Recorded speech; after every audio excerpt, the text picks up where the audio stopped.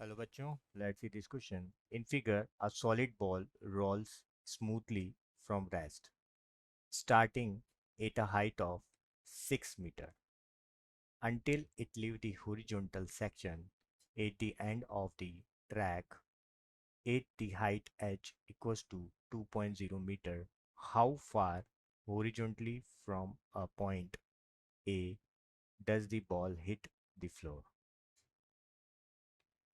तो सबसे पहले हम देखते हैं यहाँ पर की कॉन्सेप्ट।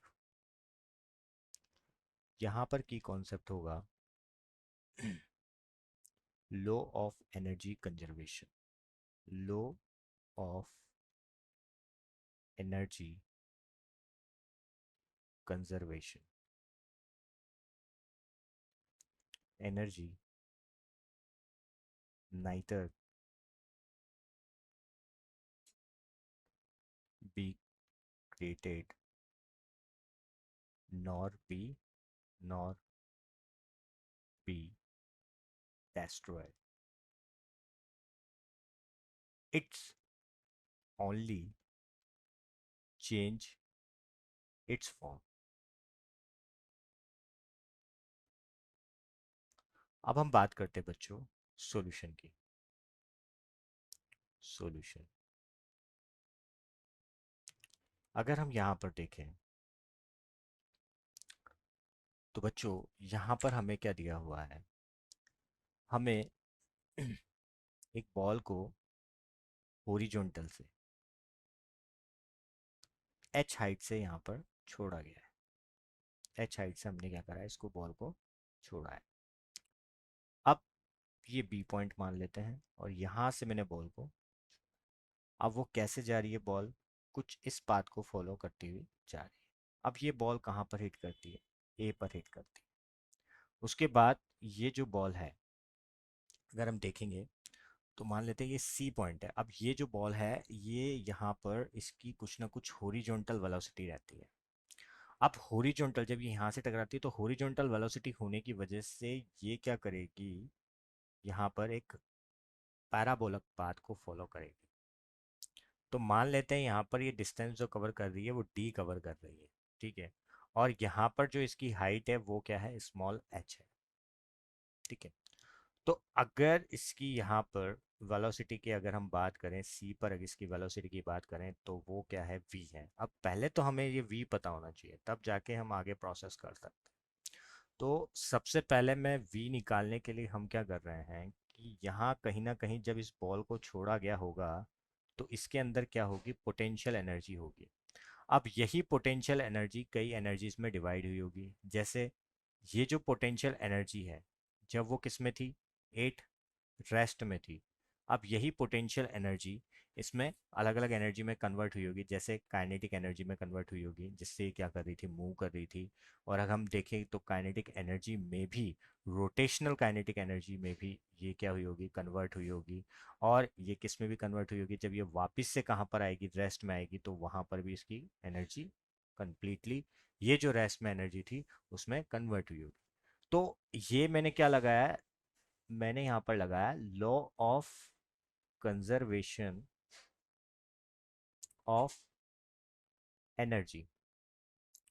तो अगर मैं law of conservation of energy से देखूं तो यहाँ पर जो पोटेंशियल एनर्जी है जो रेस्ट में था जब, तो अब हम यहाँ पर इसको फॉलो करते हुए आगे बढ़ेंगे। तो अगर हम इनिशियली बात करें तो इसकी ग्रेविटी की वजह से अगर मैं पोटेंशियल एनर्जी की बात करूँ तो क्या हो जाएगी, इसका मास अगर m है और ग्रेविटी हम g ले रहे हैं तो जी एच, करेक्ट।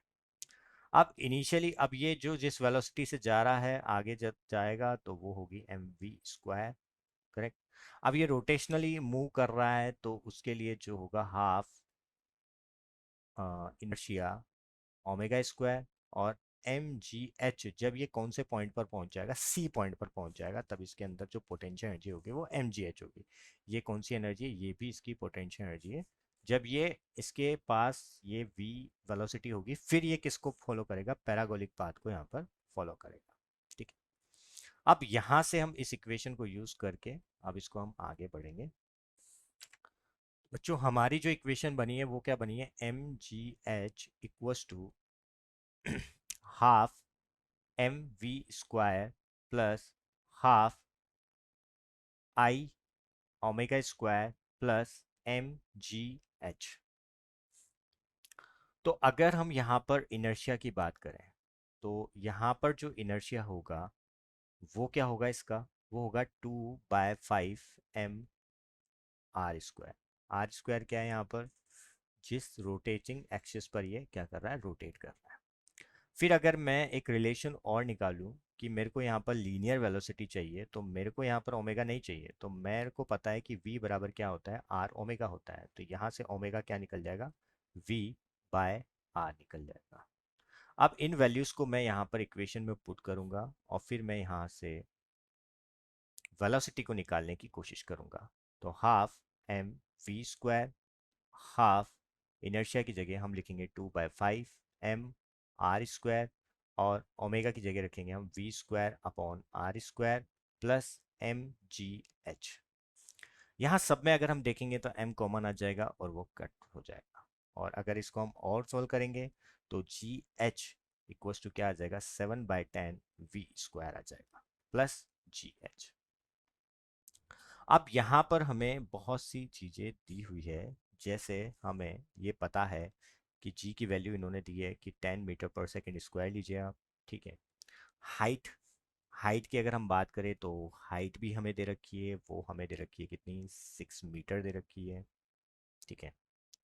और अगर हम बात करें, हाँ, और अगर हम जो लास्ट जो हाइट है जब वो नीचे पहुंचेगा तो वो स्मॉल एच भी हमें क्या दे रखा है, वो 2 मीटर दे रखा है। तो इन सब वैल्यूज को हम पुट करके यहाँ से वेलोसिटी को फाइंड आउट करेंगे। तो मैं अगर यहाँ पर सबकी वैल्यूज को पुट करूँगा तो 10 × 6 7/10, ये वी स्क्वायर हमें फाइंड आउट करना है, जी 10 और ये 2। अब यहाँ से अब इसको सॉल्व करने के बाद जब हम इसको वी स्क्वायर को निकालेंगे तो वी स्क्वायर हमारा निकलेगा 400/7। तो यहाँ से हमारी जो वेलोसिटी बनेगी वो कितनी बनेगी, 7.6 मीटर पर सेकेंड। अब यहाँ पर जो मोशन हो रही है अगर हम देखें तो मोशन जो हो रही है वो हो रही है along the Y axis. Motion along the Y axis की अगर हम बात करें, वाई डायरेक्शन की बात करें, अगर वाई डायरेक्शन में अगर वो जा रहा है तो हम इसकी बात करें, तो अगर मैं इसकी बात करूं तो यहाँ पर जो एच हाइट है, जितना ये नीचे आने में इसको टाइम लगता उतना ही इसको यहाँ तक आने में टाइम लगेगा। मतलब कितना ऊपर आता फिर नीचे आता, जितना टाइम लगेगा उतना ही यहाँ आने में लगेगा। तो मैं अगर इस टाइम को निकाल लूँ, क्योंकि मैं वाई डायरेक्शन में ये यहाँ पर एक्सेलरेशन क्या रहेगा, कांस्टेंट रहेगा, तो we can be apply the equation, Newton equation. तो मैं यहाँ पर इक्वेशन लगा रहा हूँ, second second equation of motion लगा रहा हूँ मैं। तो सेकंड इक्वेशन ऑफ मोशन से मैं क्या लिख सकता हूँ यहाँ पर, s equals to U T plus half A T square.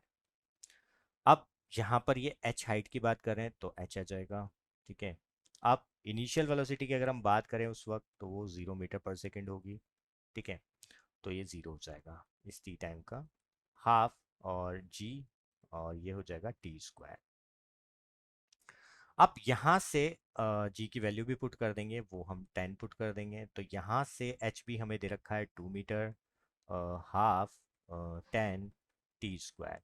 तो यहाँ से जो हमारा टी होगा वो 4/10 टी स्क्वायर हो जाएगा। तो मेरा टी क्या निकल जाएगा, यहाँ से 0.6 निकल जाएगा। तो ये तो मेरे पास निकल गया टाइम, ठीक है। अब अगर मैं बात करूं कि जो अलोंग दी मोशन, अलोंग दी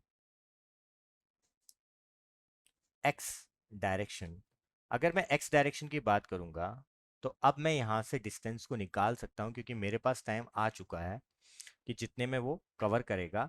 तो मैं डिस्टेंस, क्योंकि अगर हम बात करें पैराबोलिक पाथ की, तो अगर कोई भी ऑब्जेक्ट अगर पैराबोला पाथ को फॉलो करता है, अगर कोई भी ऑब्जेक्ट पैराबोला पाथ को फॉलो करता है तो जितनी वो हाइट कवर करता है वो उसमें एक्सेलरेशन तो क्या रहता है, कांस्टेंट रहता है।